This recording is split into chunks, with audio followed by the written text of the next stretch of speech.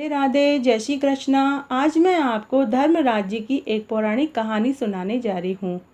कहानी सुनने से पहले अगर अभी तक आपने मेरे चैनल को सब्सक्राइब नहीं किया है तो कृपया मेरे चैनल को सब्सक्राइब करें, साथ में बेल जरूर प्रेस करें ताकि मेरे आगे आने वाले वीडियो की नोटिफिकेशन आपको सबसे पहले मिले। और अगर आपको कहानी अच्छी लगे तो कमेंट बॉक्स में जय हो धर्म राज्य की जरूर लिखें। धन्यवाद। कहानी इस प्रकार है। एक बार एक राजा के दो रानियां थी। बड़ी रानी रोज धर्म राज्य की कहानी कहती और सुनती थी और रोज 2 मुट्ठी ज्वार चिड़ी कबूतरों को देती थी। तब एक दिन राजा ने दोनों रानियों से पूछा कि तुम किसके हिस्से का खाती हो। तब छोटी रानी ने कहा कि राजा जी, मैं आपके हिस्से का खाती हूँ। तब बड़ी रानी ने कहा कि राजा जी, मैं तो अपने हिस्से का खाती हूँ। तब राजा को बहुत गुस्सा आया। राजा ने बार बार बड़ी रानी से पूछा, लेकिन हर बार बड़ी रानी ने एक ही जवाब दिया कि मैं तो अपने हिस्से का खाती हूँ। राजा ने कहा कि मैं 1-2 दिन भी तुम्हें खाना नहीं दूं, तुम कहाँ से खाना खाओगी। तब बड़ी रानी ने कहा कि राजा जी, मेरे धर्मराज जी देखते हैं, वही देंगे। तब राजा ने मंत्रियों से कहकर रानी को एक पुरानी हवेली में भेज दिया। बड़ी रानी अपनी एक दासी के साथ पुरानी हवेली में रहने लगी।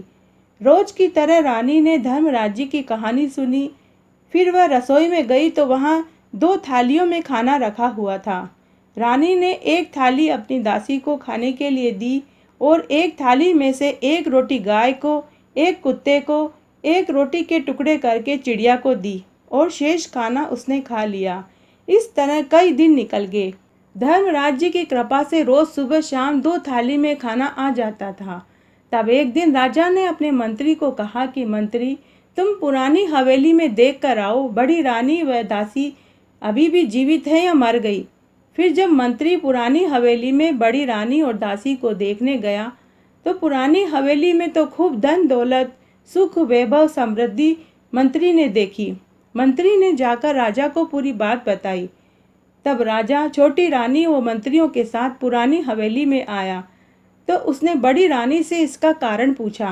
तो बड़ी रानी ने राजा जी को तुलसी क्यारे के पास ले गई, गाय के गुआड़े में ले गई, जहाँ वह चिड़िया को रोटी देती थी वहाँ ले गई। सब जगह हीरे मोती बिखरे हुए थे। तुलसी के क्यारे में हीरे मोती जगमग कर रहे थे।